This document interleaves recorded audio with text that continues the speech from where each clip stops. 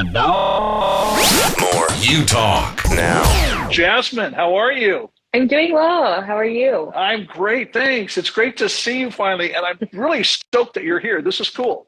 We've been wanting to have you on, and you have, we won't go into all the accolades I've heard from other people about you, because I'm sure they're all true, and many more we haven't even heard yet.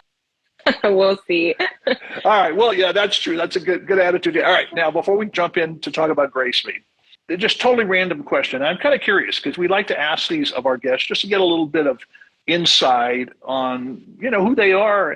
If you could go back in history, back in time, for just one experience, what would it be? Yeah, that's a good question. I feel like I don't have like a specific moment, but more so I've been recently reflecting on my childhood when I didn't have responsibilities. Okay. I'm like, wow, I wish I could really go back to my childhood and really relive those moments and take them in and be present for them and not distracted with whatever kind of technology we had back then. I would like to go back to that moment. I like that. Now that you've said it, I'm going through the files of my mind saying, not a half bad idea. And especially, if we could be present in that moment, because I think for my own child, there's so many cool things. And I think I missed them. I'm not sure and I think that's kind of what you're driving at. I'm not sure I was fully aware of them and embracing the moment. And, there's no good or bad answer, but that, it gets you thinking. And that's why we ask questions like that, because we should be, I think, more reflective. Oh, definitely. I was looking at some old photos recently because my parents just moved to Florida, and I'm like, wow, I had such a great childhood. I wish I could do that now. I wish I still lived at home with my family. So, yeah. Okay, why Grace Mead? Yeah. How did the brand come about? What motivated you? I mean, I'm very curious, especially I'm calling you an entrepreneur, but I know officially you're the CEO. But why Grace Mead? How did it happen? Yeah. So as a kid, I always wanted to start a business. I was always making up businesses. So I would have like a gift basket business, a graphic design business with like clip art, or I was always making things up. And so it wasn't until high school that I really grew to love fashion. And so that became my latest subject. I'm going to start a fashion business. But of course, you have to take a couple steps to get there. So once I graduated high school, I went to FIDM, which is one of our fashion schools out here in Los Angeles. Yes. And I studied apparel manufacturing management. So whoa. I knew I wanted to do that specifically because the curriculum was geared towards someone that wanted to start their own business. And I remember when I got there, the admissions director was like, are you sure you want to do this? Usually people who have gone to other schools before usually transfer and take this. Oh. It's like it's very mature. A lot of older people are in this major, but I'm like, no, I know what I'm doing. I want to take this. And so I studied that, ended up getting a really cool job after graduating with this Japanese-based brand. And that afforded me the opportunity to travel all over the world and experience the fashion industry on another level than I could have just being here in the US. And so out of that, I still had it in my heart that I wanted to start my company, but I was just trying to gain as much information as possible. And so eventually I took the leap, and it was parallel with a time in my life where I had rededicated my life to my Christian faith. And, God started doing some things in me where I began to want to dress more modestly. I had been dressing really revealingly before, and really was my motives were to draw attention to myself, and not the good kind of attention. And so, I had this come to Jesus moment where I'm just like, okay, my heart's changing. I kind of want to dress more modestly. But I want to do it in a way that's forward and all of that. And so I kind of did my research and saw what existed on the market. And it wasn't something that necessarily appealed to me. So I saw a niche in the market where I'm like, okay, this would be a cool idea. I haven't really seen this being done. And that's kind of how Grace Mead came about. So kind of that research thing, I mean, that gnawing in your heart, saying there's something happening in my life with my relationship with God. And that gnawing. And then I like the idea of the whole research thing, saying, well, I looked and that word that you used, and we'll come back to it, but that forward thinking, I think is huge, because I think too many times we go backwards, thinking that, oh, we don't like the way things are, or things could be different, which is fine. We want to change things, obviously, but we want to go forward thinking, and backwards isn't leading any place. It can almost stall us going backwards. Now, your mission on your website, it says to reinvent the way the world thinks about modesty, particularly fashion and personal expression. Unpack that, please. I mean, we could spend an hour on that. Yeah, sure. You know? Yeah, so I think modesty has always gotten a bad rap. You know, a lot of times when you hear that word, it's often portrayed in a very legalistic way. Okay. So it's like, you know, we've seen it where it's like, oh, you have to be covered from your neck to your toes, or whatever that may look like. And, you know, a lot of people can see that as maybe a bit oppressive, or, you know, like you're imposing what people should wear. And from my perspective, it wasn't that at all. And, you know, in Christianity and the Bible, God doesn't really give us a set of rules of like what that should look like. He says that, you know, we should think about modesty for men and women. It's not just exclusively for women, but there aren't any rules as far as like, oh, your ankles need to be not showing, or whatever that may look like, right? Oh, absolutely. Now, let me interrupt you for just a sec, too, because I'm glad you brought in men need to be modest, because we don't often hear that. And as a man, it's like, you know, I don't recall hearing that a whole lot of times. But again, I've heard the legalistic side of things, which turns me off. Yeah. And I think it has a lot more to do with our heart motives. You know, what is our motives in the way that we carry ourselves, the way we portray ourselves, the way we dress, and all of that. And for me, again, you know, before it was, I wanted to lead with my body and my sexuality. And I was kind of, you know, falling into these ideas that our culture shows us, that, you know, this hypersexualized culture, that less is more, and like you should lead in this way. And then in turn, I'm ending up with, again, the wrong type of attention that I didn't want to have, which just led to a lot of other things, you know? And so I just wanted to create something that I could feel like I was honoring myself and honoring God with, and still looking beautiful and feminine, not compromising my personal style, but also, you know, feeling like I'm happy with the way that I'm dressing, and it's not, the motives of my heart are pure and, you know, honoring to God.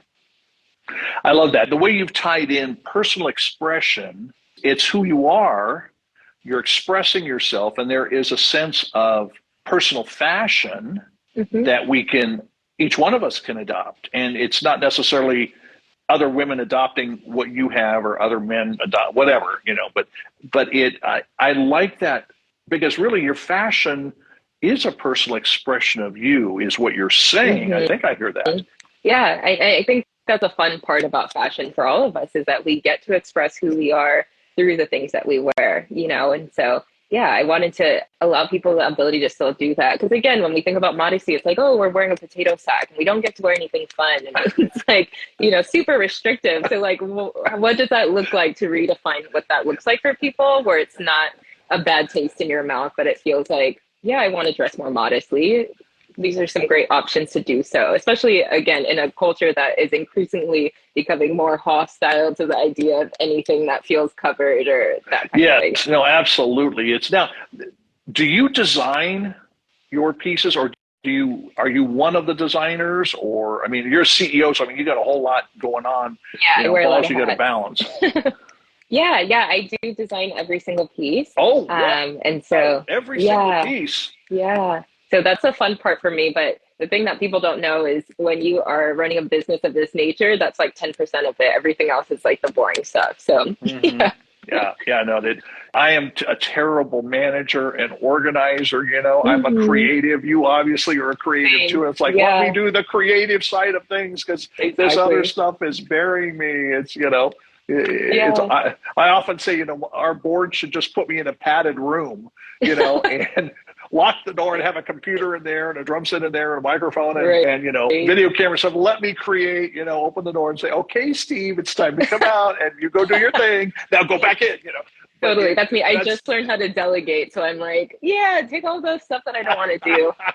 And that's a huge thing too, is being able to let go and Yeah. delegate. That's hard, especially when you're creating.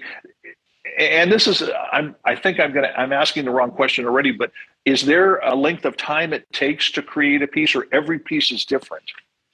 Yeah, it's hard for me because I really like to be thoughtful in everything that I do and everything I create. But the way that the fashion business moves, it's so fast that you have to continue to innovate and create different things. So whether I like it or not, I have to be pretty quick. And sometimes that means just improvising on a style that was already created and making it a little different, or reproducing something that's done really well in the past. But yeah, I have to go out and look for a lot of inspiration because it is a fast-paced business. So you've got to be following trends then constantly. I should be, but I don't a lot of the times. I'm an unconventional designer. And I think part of Grace Made's, part of our ethos, because we aren't fast fashion, we do, have to keep things in store. So we have to create things, fairly quickly, but not to an extent where we're just mass producing a bunch of different things. We try to create things really thoughtful. So the pieces are kind of classic in the way that they are not really trend based, but you can wear them 3 years from now and it's still in style and it's still forward. And so that's something that I try to do with my designs. It's not create something that's so distinct that it's like, oh, that's so crazy, but something that's more simplified and minimal so that you can continue to wear it and pair it with different things. Oh, I like in the future. That thoughtfulness is, again, that's a word that is not used enough in our culture today. Is people being thoughtful. And then you just gave another clue there too about being able to, you can wear it for a few years, but you can pair it with other things and then change the look entirely, I would think. Yeah. There's a jumpsuit that we actually have that was created the first design for it was 2017, and it was a bestseller then, and it's still a bestseller. And so that's just an example of I'm tired of reproducing this, but the demand's still there because again, it's so timeless and classic. It's just okay, well, if you guys are buying it, then I guess we're making it. That's a great sign. And again, that word timeless, I think of some clothing I have that is timeless in the sense I know that I can still wear it. I might have bought it 3 years ago, 5 years ago, a year ago, whatever, but there is a timeless style because it does seem difficult. I know with what we do, we have to follow trends and it's hard to stay up on everything, but we're following trends in a different way because of content we're producing. But that timelessness and that classic look, how would you describe timeless and classic look? Yeah, I think for me, it's, a lot of my design inspiration came from trips overseas. So a lot of it was European style, and the women there, they're very again, minimal. They don't do too much, but they look amazing and feminine and just classic and beautiful. And I think that's just it, is not embellishing too much, but just focusing on the silhouette and keeping them clean and not too much fuss. And I think Americans have a tendency to just do too much in every sense of the word in every area. And I think that they've really mastered, just a simplified pared back look. I think menswear does a good job at that too, because you guys don't have too much fluff. And so you can get away with wearing things, for years on end. But if you pay attention to women's wear, there'll be seasons where puff sleeves are in, and then it's these floral things are in or whatever. And so, taking notes from menswear book too and saying let's pare back, let's simplify. So there's nothing distinctive to say oh, that's so 2001, you know what I mean? Or that's whatever. And so, it's not 70s. It's not the 80s. It's no, but and you see that. Are there a couple countries in Europe that you say would be more classic and timeless in their fashions for women and possibly men? Yeah, I think, most of my time was spent in Paris. And so that's kind of what I observed there. I don't know too much about the other places, but it seems like it's something across the board in Europe where, the style is a little bit more pared back and simplified. Yeah, I would add, Paris, I would agree with you. When you get into Rome, Naples, There's that classic, and you get into London, there's some classic styles there. Okay, I want to go back to something that you said a moment ago too about you can still feel feminine as a woman and wearing these minimal type outfits. And by that, you're not meaning there's not enough there, It's minimalistic as far as it's not big and bold, and at least I'm assuming that's what you're meaning. Yeah. And, that, and just in comparison to other things that are considered modest and, kind of restrictive, and it doesn't feel like you can, be feminine. But I think I'm really intentional about that when it comes to just design and the type of styles, the type of cuts that we use. And it can kind of be challenging sometimes, because you want to go all out and you want to, do all of that. But I think just being intentional with the type of neckline you're doing, or, something belted maybe is going to be a little bit more flattering. And so just thinking about the woman's figure and like what's going to accentuate her the most or look the best without going overboard, but, just focusing on things that are going to enhance her natural beauty. Well, there comes thoughtfulness again. We come back to everything is intention and thoughtfulness and being intentional on that. And obviously you haven't had, or have you had pushback to this thoughtfulness and the classic look and the timeless look? Yeah. There's going to be people who either don't agree with your values or don't agree with your design style, but it's not for everyone. I think when you create a business, you focus on your target customer. You focus on this person that is your ideal person that would be wearing this stuff, and you do everything for that person, your whole thought process. That doesn't mean that other people who are not that ideal customer are going to shop from you, because I get people from all walks of life, people who don't care a look about modesty, which is completely fine. I love it. They'll shop and buy stuff too. But I can't have my focus on pleasing everyone, because then I couldn't, again, be intentional about telling that cohesive story and keeping the brand ethos. And so, Now, you said you're thinking about, are you thinking about a particular age of a woman, or is it a multiplicity of things to say, this neckline or the length of this dress or something like that? It's not necessarily an age or anything. It's just in general. Yeah. When I started the brand, I started with a general idea of like who this woman is in several different aspects. So age range, what she does for work, what kind of style she likes, what other brands she shops. But the thing about business is that, the customer starts to inform you. So after a couple of years, you kind of see like, what are people gravitating towards? You get feedback. What are people loving?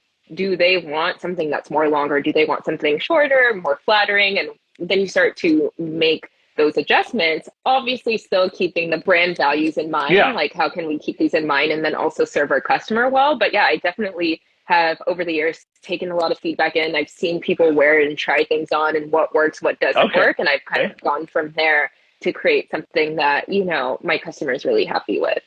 So that's okay.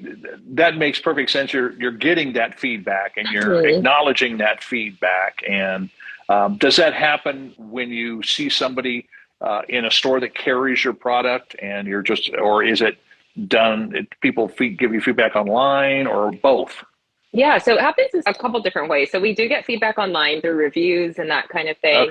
And then we'll do some pop-up shops where, I will go a lot of the time and be able to see people actually trying the stuff on and see what they're saying about it.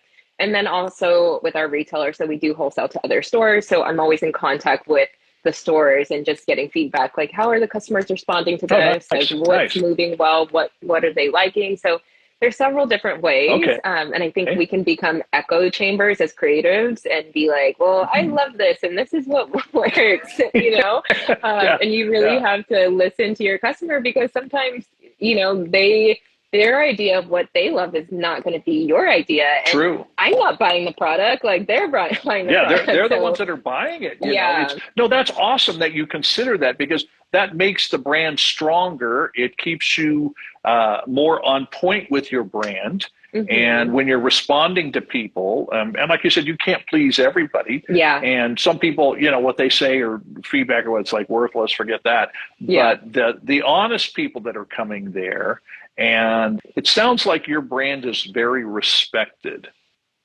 I would say so. By the consumer. And yeah, and it's interesting because, again, I think when I started, even though this was something, personal to me and it was driven by my own experience and all of that, there is those voices in your head telling you like, oh, people are going to hate this. This idea is so countercultural and but honestly, again, even when people don't have the same experience or they don't have the same faith as I do, they love it so much. And I get so much encouragement and feedback on that. And so I think it's a good lesson too. And, you can't really care a lot about what people are going to think. You just have to stay true to, to you. And, for me, I felt God was calling me to do, and just leave it at that. No, you got to be you, and you have to be true to you. And unfortunately, some people haven't learned that yet. And it's not just younger people. What is the lie, the big lie that our culture promotes about modesty? Again, I kind of touched on, how modesty is seen and how it's kind of like a dirty word. And I think that, I look at it from two ends. I see it as, again, that way end of like very oppressive, and you are, telling women what to do. But at the same time, when we see this hypersexualized culture and the things that are happening there, then people are like, don't objectify women, don't do this. You know what I mean? So it's like this double conundrum of like two different things being said. And so I think that we can have a healthier perspective of it and see it as like, wow, this is something that's admirable. And like, this is something that is not a dirty word, but a preference for some people to want to dress more modestly, just like it's a preference for people to not. And we can all respect each other and not see it as this thing that is harmful, but it works for some people. No, and that's the whole thing. And if we can learn to respect one another, we may not agree. Yeah. We can accept somebody else's point of view, their perspective, without approving of it. And I think that's I know I've had conversations, especially with older people, and they can't seem to grasp what I'm saying. You can accept somebody, you can respect them as a person, but you don't have to approve nor enable what they're doing. I think we have to learn that. And it seems to me that when you can be yourself and dress yourself in the sense of your personal expression, you're going to be a healthier person. Yeah. And I think, again, like I was saying before, I was thinking, had all these thoughts of like, oh, I can't tell my true story, or I can't express myself in this way. And again, it's just been so surprising, the reception of when you are authentic and you are, being your authentic self and all of that, people really respect that. And it doesn't have to be their experience, but a lot of people find that admirable, and some people don't. And then the people that don't, that's not your community. Exactly. I think people are dying for authenticity today, being real, and sometimes I think, I've met people at different events where I speak and situations and all, and you just tell as they're talking about themselves, when they look in the mirror, they don't know who they are. And they're trying so hard to fit in with everybody else. Yeah. But it's like, who are you? Who's you? And, what is your personal expression in fashion? I don't know why this is coming to me. I've been to Amsterdam several times, and there's a part of that right on the edge of the nice part of the city. And they have almost looks like telephone booths up there. And there are young women who are they're not dressed modestly. I'll just say that. And you just, my heart goes out, because it's like, I don't know you, but this isn't you. This is not you. This is, you're trying to get somebody to like you. I mean, I'll use that word. But it's sad, and that comes up in so many different ways. We've got to learn to start respecting each other and respecting somebody else's opinion. It may not be yours. But that's okay. Everybody doesn't have to think the same way but we do need to respect each other. Now, this whole thing of the forward interpretation, I think you've already hit on, of modest apparel. We don't have to go back, to the 1880s, or exactly. even the 1920s. I mean, unless you're at a party or, something like that. But is that hard to continue to be forward, interpreting things in a forward way, but a modest way? I don't think so. I think, just again, understanding what do women want to wear, like what makes people feel beautiful and what makes them feel like they're wearing a potato sack, you know what I mean? And staying away from that, and showing that it can be done well, because I think, I didn't grow up this way, but I do notice that a lot of people who grew up in more of a legalistic type of Christianity had all of these rules surrounding what modesty should look like. Right. And so I kind of want to peel that back and say, no, you can still look attractive, look great. That's what it means to me. Yeah, I like that. And that's so freeing. Mm-hmm. There's freedom in that. And it's got to be freeing for a woman, I would think, to put an outfit on and say, I feel beautiful. Yeah. I feel good with this. And I'm not compromising who I am. And you may not like it, but that's huge. Yeah. And I think it shifts that, again, hypersexual culture, and that, we get on Instagram and we see all these people and, vying for attention, and how, culture shifting is that to say, I can still be beautiful and, wear these things. Yeah, I mean, I like that phrase, culture shifting. Mm-hmm. We need more of that. And rather than having it dictated to us, and like you said, you go on social media, you go to different places or whatever, and sometimes I shake my head and think, wow, I don't think this is you. I'm not judging you, but I don't think this is you. Mm-hmm. And what you're doing is huge. I mean, it's just, I'm stoked about what you're doing, because it's making a difference. Now, you, on your website, it says each piece of clothing is designed and manufactured in LA. We already talked about that. Using ethical standards. Yeah. What is that? Yeah. So basically, ethical standards is, respecting people in the way that we create things. I think the fashion industry gets a bad rep for paying unfairly, or sweatshop environments and that kind of thing. And so one of the unique opportunities we have manufacturing here in Los Angeles is that we can have feet on the ground, kind of see what's going on, make sure the workers are being treated fairly and paid fairly. Nice. And of course, that means that the price point is a little higher, because we are producing here in Los Angeles and minimum wage is crazy. It's nuts. Yeah. So, but it's a great opportunity that we have to get to pay these people for what they've worked towards, instead of, undercutting and, just creating a safe and clean working environment and all of that. And so we do that in addition to, utilizing a lot of natural and sustainable materials that are good for the environment as well. And just honestly look a lot better on you too. Yeah.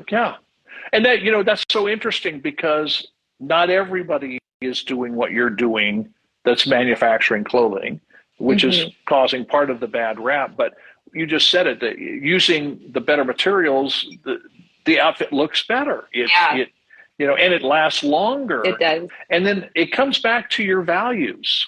You as the CEO, I mean, you've set this pace, you've set this standard, and there's a price tag, because the product has to, you're in business, you have to pay your bills. It might be a little bit, the price point might be a little bit higher, but when you look at everything, you look at the big picture and say, I'm being true to myself, we're being true to our values, we're respecting people. I mean, it's huge. What is your website, by the way, so people can check out what you're doing?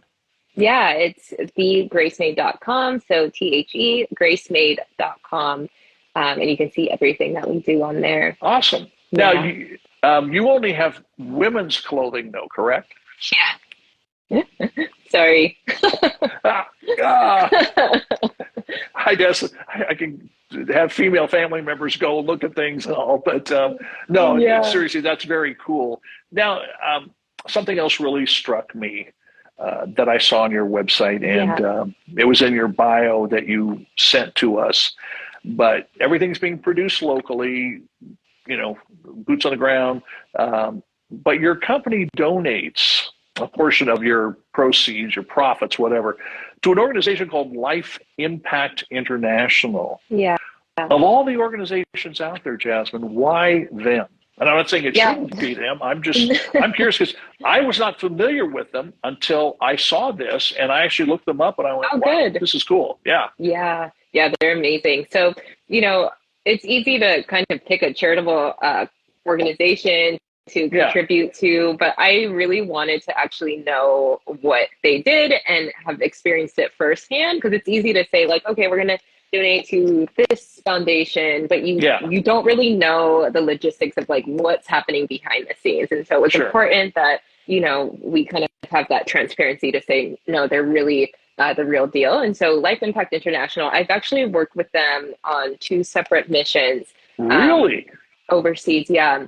And so I've actually got to see firsthand the impact that they make and the impact that they make in these children's lives. And what they do is basically they rescue women and children from human trafficking. And they put them in these safe houses with what they call their forever parents, these people who give their lives to raising these children that are not theirs. Wow. And so they put them in the safe houses, they, educate them, they teach them trades, they get to go to school. So it's just an amazing program, an amazing organization. They're about to open another one in Brazil, which is fantastic and such an exciting opportunity. And so, I love the work that they do.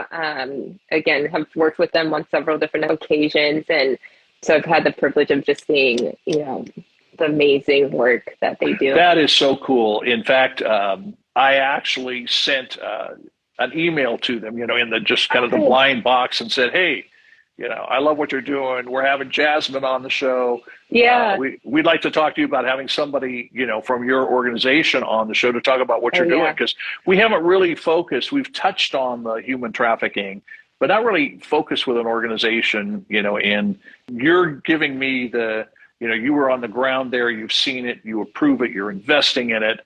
And, that to me says, okay, we should, this is a good organization we could look at to talk about, here and let people know about it, so, they'll I'll let you know what happens. You away. They are amazing. The founder's name is Lana Vasquez, and she's just a cute, little thing. You would think that, wow, how is she doing all of this? But she's done some amazing things. So highly recommend. Oh, no, that's awesome. Well, thanks for the good word on that, because, again, it gives you a heartache when you think about what people are doing to children. It's one thing to do it to teenagers or adults. That's bad in and of itself. But children, have you lost your mind? What would motivate? Well, I know what motivates, but that's really awesome. And what a great idea to actually see it for yourself. Because people can say anything and anybody can produce a video, and I think there's an awful lot of that too today, unfortunately. Totally. So that's very cool. Why is it important? We've talked about values a lot and being intentional and being respectful. And again, those are values. Why is it important for everybody to have a set of personal values to live by in our world today? I think values are so important because it just gives you, a guideline, a roadmap, a sense of purpose, all of that. I think when I look at our world today and the degradation of our society, and, it seems like people have lost their minds. Oh, it does.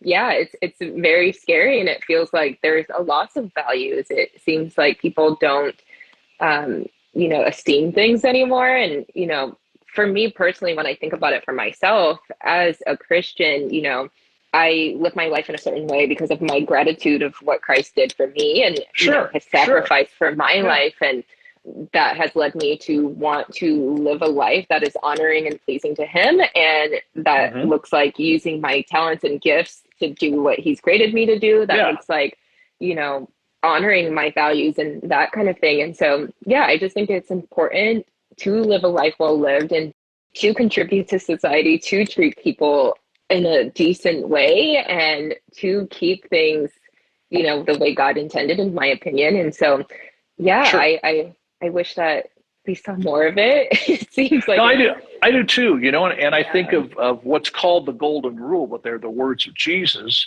treat others the way you want to be treated. Mm-hmm.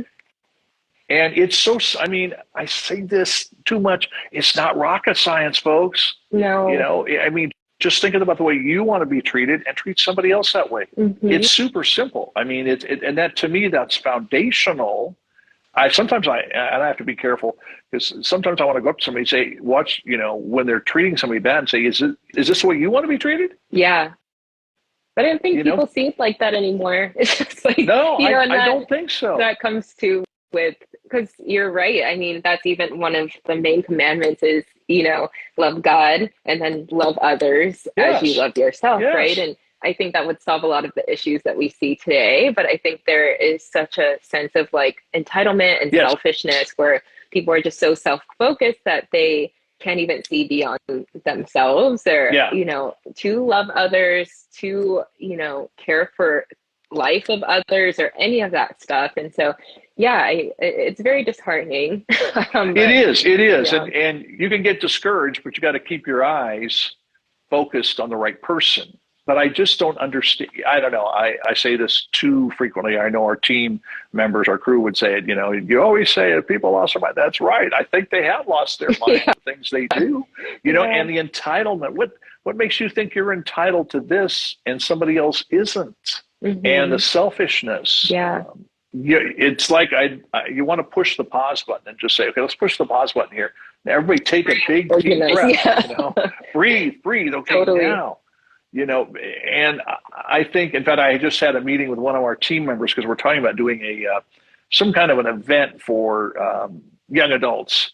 And one of the things we want to talk about is developing a worldview and tying in this whole thing. Everybody wants to be an influencer today. I got to have what kind of influencer do you want to be? Yeah. Based on what? And again, I think it's trying to get somebody to think.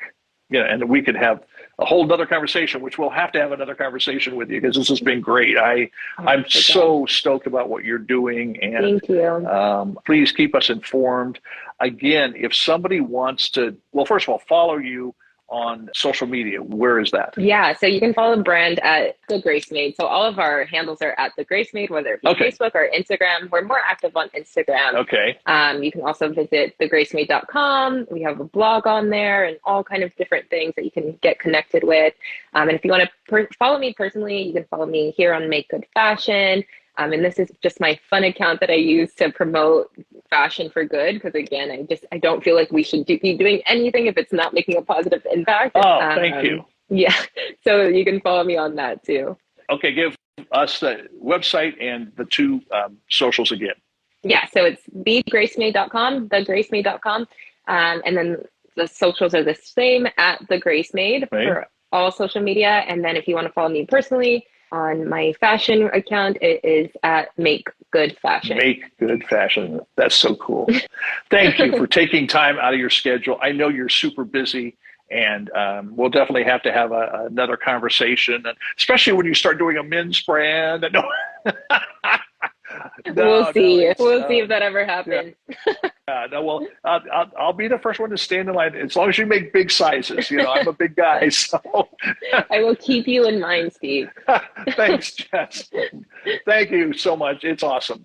I really appreciate you, and we here at Utalk too. And we'll look forward to having a future conversation and following you on social. So. Yes, please do. Thank you so much, Steve. It was such a treat to talk to you. This is Utalk Radio.